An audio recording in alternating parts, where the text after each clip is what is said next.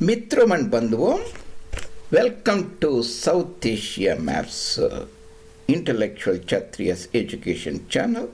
Your presenter Dr. J. Reddy, who will bring you very intuitively in the iconographic form the knowledge of Indology, human ecology, geography, and you can find all our presentations in South Asia Maps. There are more than 330 South Asia Maps J. Reddy.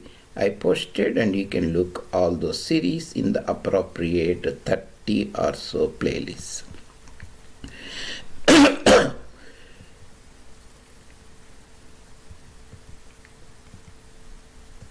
Today's topic of discussion is the population density, demography. Demos means people, graphy means study, like democracy, say demos people, cracy is a type of ruling, democracy, autocracy, and so on. Population densities, the national averages in India. So South Asian region, that is the south of Khyber Pass here, north of Kanyakumari, the sacred city, the western side of Kalat in Balochistan plateau, and the east side Kamrupa in the Brahmaputra valley or Ahoms region. I have four series about the population density, the high, the medium, low, all together. That is a part of our population studies. So I highlighted this yellow blob here, 7, 8, 9, 10. We are in part 8. We are talking about South Asia. Population density of provinces per square kilometer, how many people live. We finished height before, and we are talking of medium level of density, or provinces having medium level of density, and then we'll see low density and all the entire South Asia at one time. Before that, Mitram and Bandhuvam, and you should be having some area about the geographical areas. How I come, this is very easy. You take the population in millions, you take the surface area, million square kilometers, or most provinces 1000 square kilometers, divide them, you get arithmetic population density, people per square kilometers. You can go in the playlist game series, that is geographical areas made easy in South Asia. I am giving here, like so India is around about 3,000 square kilometers, that is 3 million. If you take the seceded part, that is Pakistan and Bangladesh, it comes around about 4,000. We are rounding up, among which like certain provinces in British India, 300,000 square kilometers, like Balochistan and so on. Punjab, West Punjab is 200. So those are the areas. I have made those points clear there. You can get there how we come to the present presentation. And I also made other presentation, that is part 6. You can see the population density of the entire planet Earth, which you should be having a clear idea before you see how that compares to South Asia. An average 55 people per square kilometer is the arithmetic density of the entire planet Earth. That is 8,000 millions divided by 150 million square kilometers. Because most of the area is not that populated, especially like interior of United States, Rocky Mountains, Amazonian Basin, and Sahel region, and Sahara, and Arabian Desert, outback of Australia, Siberia. We just take half of this area away or double it. So you get 110. Taking away deserts and so on. That is the population density. The theoretical density is 55, and you just keep 110 in mind. Among which you remember India is average density, South Asia 444. 111 4 times 444. That is almost the same population density as England, not United Kingdom. And Netherlands, almost 400 or 444. You remember that very easily. America is like 330 million people divided by 10 units, that is 10 million square kilometers, is 33. 40 million divided by 10 units is 4, and so on. So now you have a very broad idea of the population density of the overall planet Earth, that is 55,111, and South Asia 444, England, Netherlands, and so on.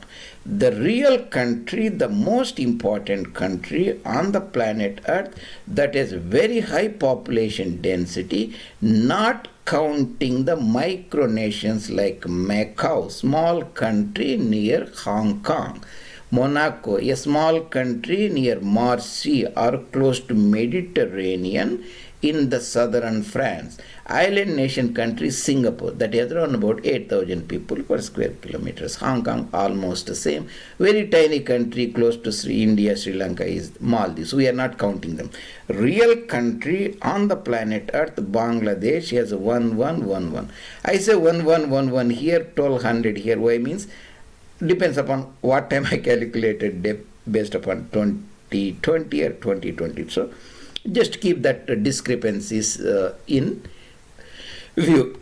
Then what is the criteria dividing high, medium, low? This is arbitrary. There is nothing. So what we took is India has 444.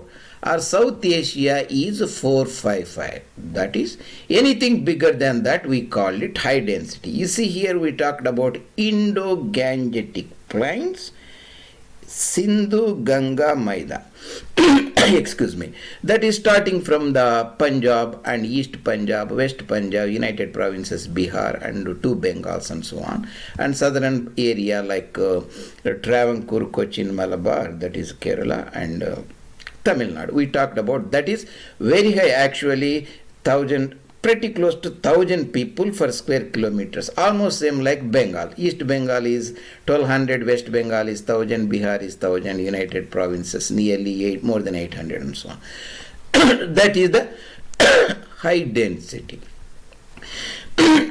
Anything below average, national average, is medium density. That's round about, hovers round about 300. This is again arbitrary figure. So this one I put it in the green color is round about 300. This is the Telugu speaking provinces, Telangana, and seeded Rayalaseema and Costa. This is Karnataka, this is Maharashtra and Gujarat and Sindh province. Excuse me. I have not shown here Assam, also around about 450 or so. So that's also you keep in mind. Green area, that is medium density of population, less than the national average of 444. How do we come to this figure? Is very easy. Take for example all the Telugu speaking areas, Telangana, seeded and Rayalaseema has around about, let's say 100 million people, 90 or 100, let's make it 100, and it is a surface area of around about 300, 200, 300, actually 276 or something like that, make it 300.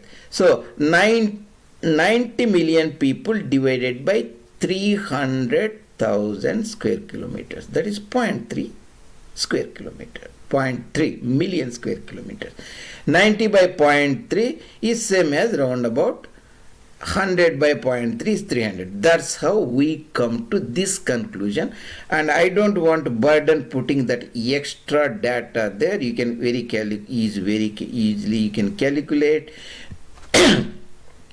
based upon the surface areas I have provided here. This is the 1,000 square kilometers, Telangana 144, Maharashtra 307, all thousands, 1,000 units, Gujarat round about 200, Sindh province 140, Assam round about 78, and population you have to remember this is 100 million people, 120 million people here, maybe 70 million people here, and 40 million people in Sindh. So you calculate that and you get it, and I didn't burden yourself putting so much data there. We are trying to get a broader outlook. That is the Telugu speaking districts and all these areas in green color, including the Jharkhand region, Assam region, which is not shown here, has a very high medium population density in Bharat. That's very, very important. excuse me, this is about the Khyber Pakhtunkhwa province also. This Khyber Pakhtunkhwa province, so these are some of the sub-regions I am showing. Keep in mind, all the areas or districts may not be exactly like that, but this gives a broader idea. We are talking about provincial level. In the the historic Khyber area, northwest frontier province and so on, the Peshawar Basin, Hazara region, and Peshawar Basin, Kohat Basin, and in the Sindh province, that is the Kirtar region and Hyderabad west of Sindhu river, and east we can have a Thar region, Tharparkar region and Khairpur region and so on. This is the Kachcha or Kutch Peninsula. This is Kathiawar Peninsula or Saurashtra Peninsula, and it is central Gujarat. We have Khandesh here, that is the Dhulia Jalgaon area. The Berar and Vidarbha. Berar is nothing but essentially, excuse me again for my allergy, Amravati, Akola, Buldana and those areas. Vidarbha is Nag Vidarbha, that is Wardha and Chandrapur, Bhandara, Nagpur, the Bonsla Rajas areas. Then we have Baglana, the Nasik regions and so on, Marathwada, Nizam, Allahabad, rest former territory, that is the Jalna, Aurangabad, Parban and so on. You have this territory, the heartland of Maharashtra. That is the Pune and Nagar and so on, Sholapur. Then you have Konkan, that is the Konkan region, and Shalset Island, that's the Bombay, Malavan region, that is Ratnagiri and Sindhudurg, so on. Kannada district, North Kannada, South Kannada, Mangalore, Udupi and so on. Malanadu region, that is the Shimoga, Chikmagalur and Has and so on. Mysore, the princely state, like Mysore and Chamarajnagar and Mandya and so on.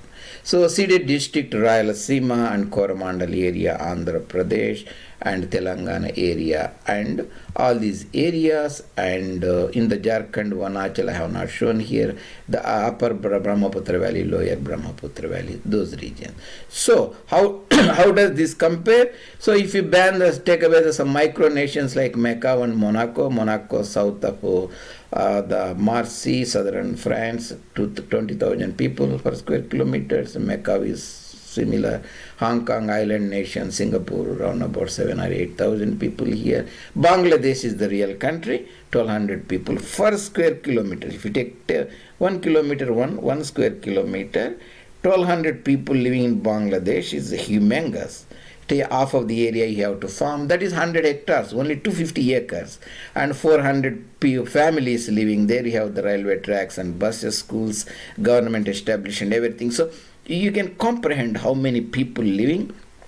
What about the carrying capacity deficits, carrying capacity, phantom carrying capacity, all these things I talked about. In human ecology parts, there are nearly 90 series or so I put in, and you can go and look it. So that's where population density is very important. Bangladesh 1,200, the China, South Korea, Rwanda, Burundi 500, Netherlands, India, England round about 425, that is 444 in our case here. That is in brief about the fascinating story of population density in South Asia, south of Karakoram Mountains, north of Kanyakumari. B, part B, that is 8 cities. The medium, we next look at the low and all, as we covered high about the population densities. Hope this will keep you a very broad outlook and give you the enough context to when we are discussing about socio-political economic events. Future of mankind will be decided by the number of people live and the resources. Taking over, drawing down. Drawing down means stealing from the future, depleting the non-renewable natural resources like coal, oil, minerals, metals, iron and so on. That's where the population plays a very important role, and hope this will give you a broad outlook. And Mitram and Bandhuvam, I really appreciate if you take a few seconds and access the site and put your comment. See you later in other presentations. Dr. J. Reddy, South Asia Maps.